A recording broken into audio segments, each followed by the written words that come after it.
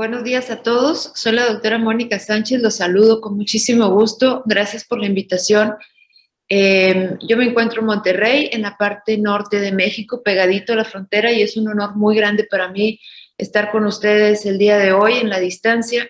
En los siguientes 30 minutos vamos a repasar lo más básico que cualquier nefrólogo debe saber sobre el rechazo en el contexto de trasplante renal, desde un punto de vista muy básico para el cual partir para un abordaje más profundo de cada subtipo de ítem que revisaremos a lo largo de estos 30 minutos.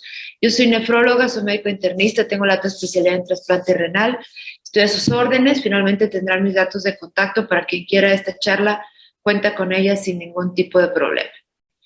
Hoy revisaremos cómo establecer cuál es el riesgo de rechazo de nuestros pacientes según el fenotipo en particular, cómo vamos a diagnóstico, las bases del tratamiento y hablaremos rápidamente de conclusiones básicas para llevar a casa. Bueno, pues en el seguimiento post-trasplante, todos aquellos que estamos familiarizados con esta cuestión, sabemos que el abordaje y el seguimiento de nuestros pacientes va a cambiar a lo largo del tiempo. Va a haber un periodo corto al principio, durante los primeros 3 meses, durante el cual el seguimiento tiene que ser intensivo, donde veremos a nuestros pacientes muy frecuentemente en el consultorio, donde tendrán que ir frecuentemente al hospital, mediremos laboratorios frecuentemente, porque durante este periodo de tiempo la inmunosupresión va a tener muchos cambios y tenemos que garantizar que sea adecuada. En este periodo de tiempo nos vamos a enfrentar frecuentemente con infecciones de vías urinarias y tenemos que terminar de trabajar el apego y la educación de nuestros pacientes. Una vez que se termina este periodo de tiempo, que llegamos al año del trasplante, nos empiezan a angustiar otro tipo de problemas. Frecuentemente las infecciones nos dan un poco de tregua, sin embargo empezamos a preocuparnos por cuestiones como la toxicidad a largo plazo de los medicamentos, las complicaciones cardiovasculares asociadas y por supuesto el riesgo de malignidad. Todos sabemos que puede ser un dolor de cabeza cuando hablamos de trasplante renal. De manera que durante este primer periodo de 3 meses, la primera semana particularmente nos dará líos las complicaciones asociadas al procedimiento quirúrgico, vasculares, urinarias, etc. Después viene un periodo intermedio durante los primeros 3 meses y después, a partir de los 3 meses, se relaja un poquito el seguimiento de los pacientes. Esto es un ejemplo del seguimiento por una clínica. Hay muchísimos protocolos dependiendo de cada hospital y dependiendo de la estructura y la disponibilidad de recurso humano, que es lo que va a determinar qué tan frecuente podemos ver a uno de estos pacientes en el consultorio. Ahora, durante este periodo de tiempo pueden pasar muchísimas cosas. Podemos tener problemas de toxicidad por inhibidores de calcineurina, puede regresar la enfermedad de base, podemos tener problemas vasculares, se puede tapar la vía urinaria, pero lo que siempre nos va a tener muy al pendiente y hasta cierto punto alerta va a ser la posibilidad de que nuestro paciente desarrolle rechazo, particularmente durante este periodo de tiempo. La gran mayoría de los estudios clínicos en el mundo al momento se basan en la posibilidad de rechazo durante este primer año de seguimiento. Lo ideal es tener evidentemente estudios con un seguimiento más largo, que cada vez tenemos más disponibles, pero gran parte de la literatura previa la van a ver ustedes con el seguimiento intensivo durante este primer año en relación con la posibilidad de rechazo. A lo largo del tiempo ha cambiado la disponibilidad de los fármacos que tenemos para tratar y ofrecer a nuestros pacientes. A un año de seguimiento, la posibilidad de rechazo, vean cómo ha disminuido de manera muy exitosa. No hemos llegado al 0%, sin embargo, hoy en día podemos ofrecerle a nuestros pacientes una mejor posibilidad de sobrevida a largo plazo de su injerto. De manera que en este momento se considera como aceptable la tasa de rechazo de un hospital promedio alrededor del 10%, que corresponde con esto que les muestro aquí. ¿De qué depende? Bueno, lo ideal sería para el clínico que la biopsia tuviera un reflejo perfecto con lo que pasa a nivel molecular, que esto correlacionara de manera perfecta con lo que nosotros revisamos en el examen de orina, la creatinina, la cistatina, que correlacionara de manera perfecta con cómo nos va a ir con el tratamiento y que correlacionara en el sentido de cómo va a estar nuestro paciente. Esto es el sueño dorado de cualquier nefrólogo del trasplante, poder englobar estas 5 piezas. Sin embargo, hoy estamos lejos de alcanzarlo, donde cada paciente va a ser un fenotipo muy particular de rechazo y en donde va a ser difícil predecir en algunas ocasiones cómo nos va a ir después de dar incluso tratamientos completos. Lo que sí es importante mantener siempre en mente es que cualquier elevación de creatinina no explicada requiere nuestra atención. No se puede subestimar en el contexto de trasplante. Hay que buscar qué pasó, omisión de medicamentos, fármacos nuevos, cambios en el patrón de la vía urinaria, infecciones, etc. El abordaje básico que haría cualquier nefrólogo. Hay que basarnos mucho en lo que ha pasado con nuestro paciente. Es recomendable hacer un ultrasonido de su injerto, idealmente con las valoraciones de resistencias y Doppler. Y si no logramos entender bien qué está pasando con nuestro riñón, es momento de plantear la posibilidad de una biopsia del injerto. Porque hay otras razones que pueden hacer que esta creatinina nos esté dando problemas, que pueden ser los medicamentos mismos, algún otro medicamento adicional, infecciones, que haya regresado a la patología de base. El mensaje es, no todas las funciones del injerto van a ser rechazo siempre. Hay otra gran gama de posibilidades que no se nos pueden escapar. Ahora, ¿cuál es el riesgo que tiene nuestro paciente? Todos los pacientes van a tener un riesgo muy individual, muy particular. ¿Por qué? Porque depende de la compatibilidad con la que fuimos a trasplante, porque depende de cómo estaba ese paciente de anticuerpos antidonador específico. ¿Es el primero o segundo trasplante? ¿Cuál es su fenotipo en cuanto a raza? ¿Qué edad tiene? ¿Cómo le va con la inmunosupresión? ¿Cuál es el apego a la inmunosupresión? Todo eso va a determinar si nuestro paciente sí va a caer en este 10% de probabilidad de rechazo o mucho más. En este sentido, la medición de los anticuerpos antidonador específico representa una de las perlas más importantes para saber dónde estamos parados, porque es la antesala a presentar después rechazo. ¿De qué depende? ¿Qué tipo de anticuerpos antidonador tengamos? Y depende de qué título tengan. No todos los anticuerpos antidonador específicos tienen la misma relevancia clínica. Sin embargo, también hay que considerar con mucha humildad que hoy nuestro nivel de resolución en muchas ocasiones no alcanza a entender al 100% la totalidad de las interacciones en el sistema inmune, por lo que frecuentemente es difícil querer desmenuzar los tipos de ADES que tenemos en el sentido de hacia dónde van dirigidos, pero todos aquellos que sean donador específico deben tener nuestra atención. Y de aquí resulta la importancia de, a pesar del incremento de los costos, tipificar a nuestros pacientes antes de ir a trasplante para poder darle buen contexto clínico a estos anticuerpos. Y en ese sentido se han hecho muchos trabajos previos. Este es solamente un ejemplo, en donde vean ustedes cómo el ir a trasplante con altos títulos de anticuerpos antidonador específico nos está avisando que ese paciente tiene un riesgo más importante de desarrollar rechazo, más allá de ese 10-20%. De manera que hacer esta medición antes de ir a trasplante resulta fundamental para decidir el perfil de inmunosupresión que vamos a tener con nuestro paciente y los niveles de inmunosupresión que vamos a mantener en el seguimiento. Y vean ustedes cómo estos pacientes que tenían ADES positivos antes de ir a trasplantes, o sea, ADES preformados, era un grupo de pacientes importante, aproximadamente un 25%. Y en este trabajo lo que hacían era desmenuzar qué importancia tenían esos anticuerpos en relación a la cantidad de anticuerpos que tenía cada paciente. Es buena práctica este asunto de corroborar tu prueba cruzada con citometría de flujo. Todos estos pacientes tenían una citometría de flujo negativa y el 25% tenían ADES preformados a diferentes títulos. Y vean ustedes cómo la cantidad de anticuerpos antidonador específico que tenía cada paciente importaba en el sentido de la posibilidad de rechazo. En este trabajo no se alcanzó diferencia estadística, pero vean ustedes las tendencias, cómo sí importaba la cantidad de MFIs que marcaban esos anticuerpos en el sentido de, en el título, pero en el título anticuerpos en relación a la posibilidad que este paciente tuviera rechazo durante el primer año.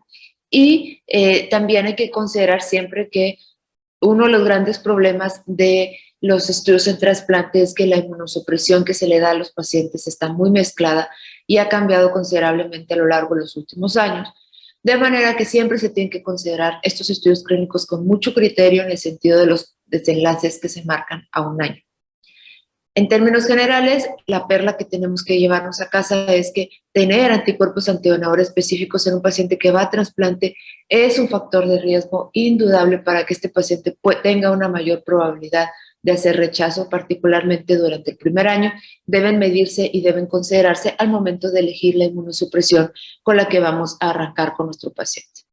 Ahora, pareciera también saber que adicional al título, este asunto de los ADES tiene correlación con lo que vamos a encontrar en el tejido y que también el desarrollo de anticuerpos antes o después del trasplante importa.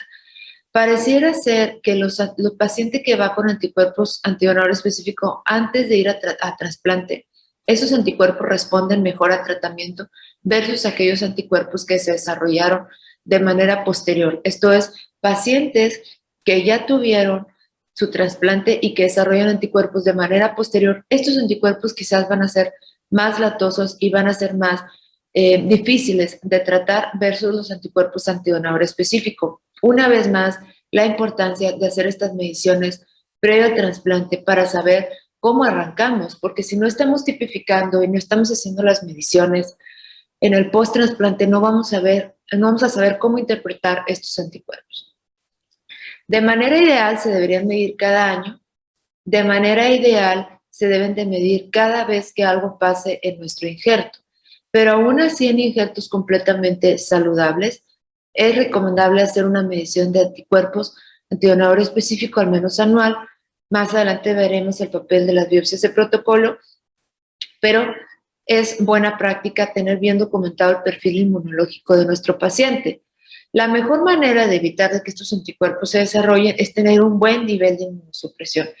Esta es una de las perlas que no ha cambiado a lo largo del tiempo, por lo que entre mejor inmunosupresión tenga nuestro paciente, la posibilidad de rechazo y la posibilidad de anticuerpos antidonador específico va a ser menor. Y en este sentido, en el sentido de inmunosupresión, sabemos que tenemos diferentes fármacos, hay que dar inmunosupresión intensa al principio y después hay que hacer una vigilancia tanto de la efectividad como de la toxicidad de los medicamentos que utilicemos. Esta es quizás la base de cómo nos va a ir de manera posterior. Sabemos que la terapia se basa de manera estándar en triple droga y el esquema más común utilizado en el mundo es este, que es esteroide en bajas dosis, un antiproliferativo y un inhibidor de calcinurina. Este es el esquema básico que utilizamos, el más utilizado a lo largo del mundo por su eficacia. Desafortunadamente, la gran variedad de marcas que tenemos disponible hace que el cambio de marca dificulte la constancia en los niveles de inmunosupresión, de manera que el disponer de tantas marcas distintas debe mantenernos alerta en el sentido de la necesidad de estar midiendo niveles de tacrolimus de manera constante. Y esto es porque mantener buenos niveles de tacrolimus es uno de los factores más importantes en la posibilidad tanto de rechazo, sobrevida del injerto y desarrollo de anticuerpos antidonador específicos. No es algo nuevo para todos el que el paciente que tiene niveles bajos de inmunosupresión de manera constante está en un riesgo muy importante de desarrollar de manera posterior cualquiera de estos desenlaces. Pareciera que depende del perfil inmunológico, pero pareciera que 8 de tacrolimus al menos durante el primer año pareciera ser aceptable, pero una vez más depende del perfil de cada uno de los pacientes. Lo digo en el sentido de que no es lo mismo tener un adulto mayor en donde sabemos que este ajuste del sistema inmunológico con los años hace que estos pacientes quizás tengan una mayor probabilidad de complicarse por infecciones más que por rechazo. Entonces, quizás en este paciente, en un paciente adulto mayor que recibió timoglobulina, que es muy apegado a su medicación, quizás ese paciente tiene un perfil de riesgo de rechazo menor y tiene un perfil de infecciones mayor. Entonces, quizás nuestro umbral de inmunosupresión pueda ajustarse a la baja un poco. Sin embargo, tenemos una paciente, una chica muy joven, donde el apego queda dudoso, donde ha faltado algunas consultas, que tiene un sistema inmunológico joven y fuerte, donde tiene la gran capacidad de ese rechazo y que llega a la consulta con un perfil de TACRO siempre bajo. Esta paciente invariablemente está en un riesgo muy alto de desarrollar eventualmente rechazo y pérdida del injerto. Por lo cual, resulta muy importante educar a nuestros pacientes incluso antes del trasplante para que aprendan cómo es este asunto de los niveles y que hay que ir y cómo tomárselos y la tableta, a qué hora se toma, si es antes o después, para que ellos sepan que cada tableta de tacrolimus cuenta porque los está protegiendo día a día del desarrollo de anticuerpos y rechazo. En este sentido, hoy en día, a pesar de intentos que hemos hecho, la presencia de biopsia sigue siendo fundamental para la protección de los rechazos de cualquiera de los tipos. Nos seguimos basando en la clasificación histopatológica para saber qué vamos a hacer. La biopsia del injerto en general es noble en muchos contextos. Cuando nuestros pacientes son de bajo perfil de riesgo, podría hacerse de manera ambulatoria. Entonces, no hay que detenernos en ese contexto porque eso nos va a decir qué hacer y qué tratar. Tratar a ciegas no es recomendable en el contexto de que muchas veces podemos tener un injerto crónico o afectado por otras cosas. Si no biopsiamos, no lo vamos a identificar y podemos estar tratando a ciegas cosas que no son rechazos.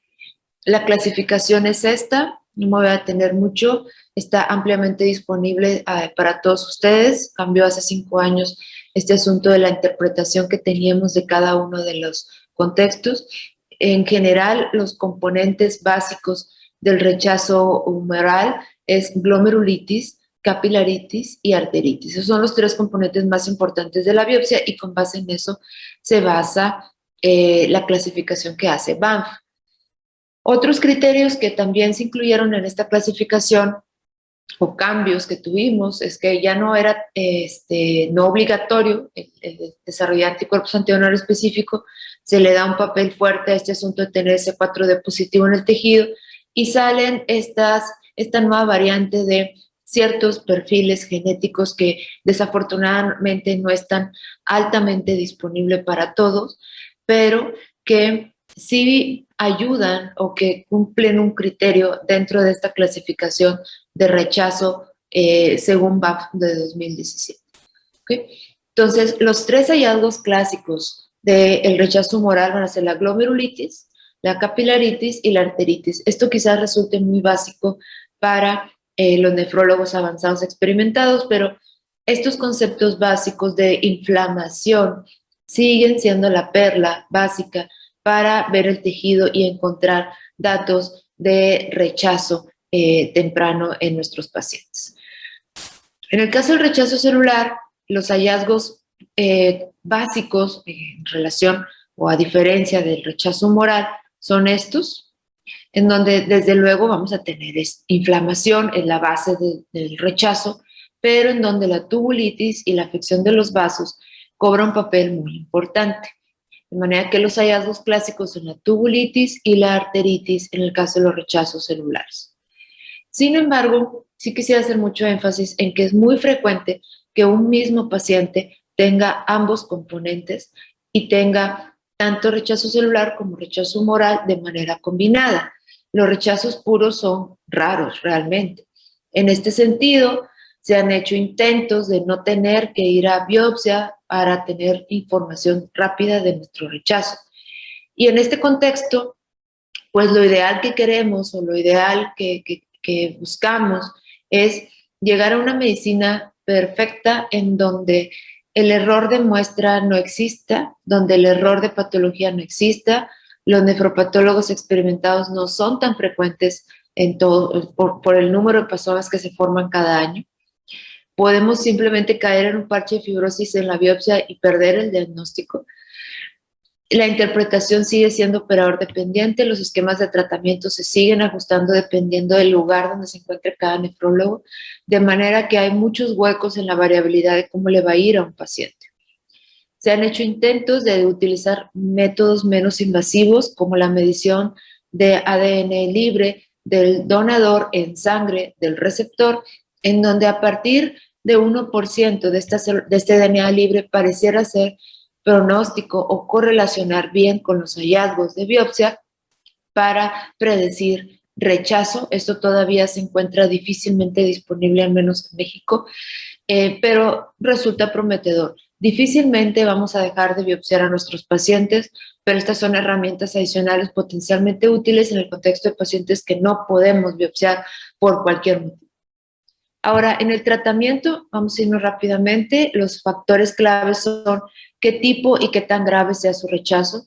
Entre más nos tardemos, más difícil va a ser apagar ese rechazo. Dentro de las limitaciones es que los estudios clínicos tienen grandes deficiencias, como ya comentamos previamente, y que frecuentemente son el reflejo de esquemas de inmunosupresión previos. Estos son los esquemas clásicos que pueden ver. Este es un esquema de C-JSON muy clásico, donde viene agrupado todas las opciones que tenemos para nuestros pacientes. De manera resumida, les puedo decir que en los rechazos por células T nos guiamos por la biopsia. Los esquemas han cambiado poco. Nos seguimos basando en los bolos de metilprednisolona, pero si ya tenemos una clase 2 o una clase 3, es indicación de utilizar terapia de Platora, esto es timoglobulina. Los esquemas también son muy variados. La base de tratamiento como perla de conocimiento en los rechazos celulares es los esteroides y la timoglobulina. No es sencillo. Esta es una de las presentaciones más comunes, al menos acá en México. Estos son pesos mexicanos, ¿verdad? Pero vean ustedes la dosis que necesita cada paciente en promedio, de manera que puede requerir 12 frascos. Tengan ustedes una relación de que cada dólar representa unos 20 pesos mexicanos. Entonces, para que se den una idea de los costos que se nos pueden ir al cielo en el sentido de dar un tratamiento completo a un paciente.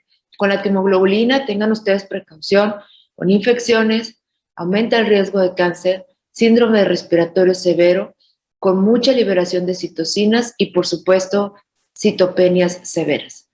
En el rechazo por anticuerpos, estos van a ser los objetivos: trabajar los anticuerpos ya formados, evitar que se formen más y ayudar a bloquear estas células productoras, esto es las células plasmáticas. Si en este sentido va dirigido el tratamiento que tenemos, ese también es un cuadro de Jason. Y aquí tienen los esquemas más importantes. La base va a ser dar esteroides, basarnos o apoyarnos en plasmaféresis, que es controversial, el uso de inmunoglobulina y el uso de rituximab de manera muy simplificada. Les dejo aquí algunos esquemas. Y por otro lado, utilizar otro tipo de esquemas como bloquear las células plasmáticas con base en bortezomib, remover anticuerpos con plasma, bloquear la célula productora con rituximab, bloquear esta célula también con monoglobulina, que es ahí controversial, y otras nuevas terapias que trabajan a nivel del complemento. El rituximab, aquí les dejo los costos. No es sencillo terminar un esquema de rituximab en nuestros pacientes por los costos, que son las grandes limitantes. Y aquí les dejo algunos esquemas de inmunoglobulina que tampoco son nada sencillos por el asunto de los costos. Hay diferentes precios, hay diferentes marcas.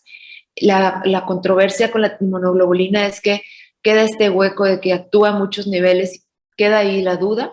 Son los esquemas que tenemos ahorita disponibles.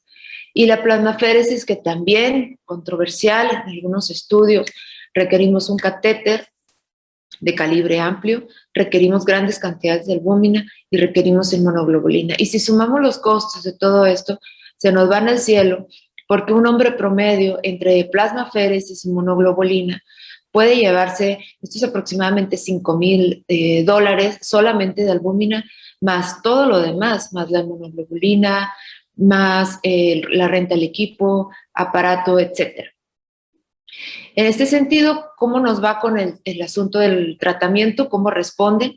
Hay muchísimos estudios, la cantidad de participantes es muy variable, los desenlaces son muy variables.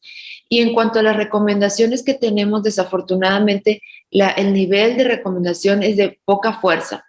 Justo por eso, justo porque para cada intervención los estudios clínicos tienen sesgo y tienen mucha variabilidad en las intervenciones. La base del tratamiento es plasmaféresis, inmunoglobulina y rituximab. Les pongo esta tabla en cuanto al resumen de la evidencia que tenemos de cada uno. Desafortunadamente no es fuerte.